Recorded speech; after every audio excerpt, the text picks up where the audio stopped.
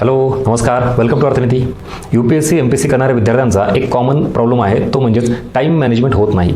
आपण एकतर time management करण्यासाठी कमी पडतो किंवा बरेच जण चांगल्या पद्धतीने प्लॅनिंग करतात पण ते इम्प्लिमेंट करायला कमी पडतात. सो एकंदरीत यामुळे खूप वर्ष याच्यामध्ये जातात आणि मग गेल्यानंतर आपल्याला लक्षात येतं की काहीच वर्कआउट होत नाहीये. सो इथं टाईम मॅनेजमेंट ज्यावेळेला आपण करतो तेव्हा लक्षात घ्या आपल्याला कुठले कुठले फॅक्टर्स आहेत की ज्याच्यामुळे ती सगळी प्लॅनिंगच वर्कआउट होत नाहीये. त्यातला पहिला फॅक्टर येतो सोशल मीडिया, त्याच्यानंतर फ्रेंड सर्कलही मॅटर करतं, तुम्हाला स्वतःला एन्जॉय करायचं आहे, रिलॅक्स राहायचं आहे किंवा इतर काही फॅक्टर्स असतील. ह्या सगळ्यामुळे काय होतं माहिती आहे का, तुमची प्लॅनिंगच वर्कआउट होत नाही ॲक्च्युली, आणि मग तुमचं कन्फ्युजन वाढत जातं, डिस्ट्रॅक्शन्स वाढत जातात आणि प्लॅनिंग वर्कआउट होत नाही तर फेलियर येतं. त्यामुळे निगेटिव्हिटी, डिप्रेशन हे वाढत जातं. सो हे सगळे बेसिक फॅक्टर झाले टाईम मॅनेजमेंटला बिघडवण्यासाठी.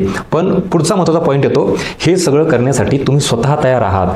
तुम्ही इथं स्वतः सोशल मीडिया वापरताय, फ्रेंड सर्कलमध्ये इन्व्हॉल्व होताय, एन्जॉय तुम्हाला करायचा आहे किंवा इतर फॅक्टर आहेत. म्हणजेच इथं टाईम मॅनेजमेंट बिघडण्यासाठी इतर लोकांना किंवा ह्या फॅक्टरला दोष देण्यापेक्षा स्वतःकडे आधी बघावं लागेल. म्हणजेच टाईम मॅनेजमेंट करण्यासाठी mind management is very important.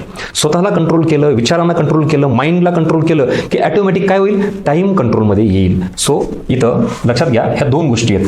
Time management करायचं असेल तर तुम्ही काय फोकस केला पाहिजे, माइंड मॅनेजमेंटवर फोकस केला पाहिजे. म्हणजे जेणेकरून इथं तुम्ही कुठेही इन्व्हॉल्व नाही झालात की ऑटोमॅटिकली तुमचं सगळं प्लॅनिंग हे वर्कआउट होईल. म्हणजे फोकस तुम्ही कोणावर केलं पाहिजे, स्वतःवर केलं पाहिजे, अदर्सवर नाही. कारण हे सगळे फॅक्टर असणारच आहेत, लक्षात घ्या. हे टाळता येत नाहीत. आपण समाजात राहतो, मित्र असणार, फंक्शन्स असणार, सोशल मीडिया असणार, तुम्ही ते बंद कराच असं म्हणू शकताल का, नाही. सो आपण जे कंट्रोलमध्ये आहे स्वतःचं माइंड, स्वतःचे विचार त्याच्यावर फोकस केला पाहिजे, नॉट अदर्स, म्हणजे हे इतरचे फॅक्टर्स. क्लिअर.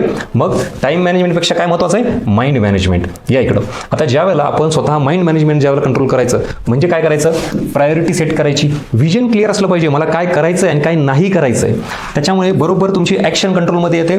बऱ्याच वेळा समोरून काही प्रपोजल येतं, सोशल मीडियावर नोटिफिकेशन येतं, तुम्ही त्याला रिॲक्ट होता का, त्याच्यामध्ये जाता का, बघता का, अर्धा तास वेळ वाया घालता का, हे तुमच्या रिॲक्शन्स आहेत. सो हे सगळं कंट्रोल करणे म्हणजेच काय आहे, माइंड मॅनेजमेंट करणे. आणि हेच माइंड मॅनेजमेंट कधी होऊ शकतं, जेव्हा तुम्ही स्वतःवर फोकस करता. लक्षात आलं का, टाईम मॅनेजमेंट करण्यासाठी माइंड मॅनेजमेंट. मी सतत शब्द का वापरतो, बऱ्याच विद्यार्थ्यांचा हा मेन प्रॉब्लेम आहे जे तुम्हाला इथं लक्षात यायला पाहिजे. आणि सगळ्यात डिफिकल्ट आहे ॲक्च्युली. आपण स्वतःवर फोकस करत नाही, इतरावर जास्त फोकस करतो.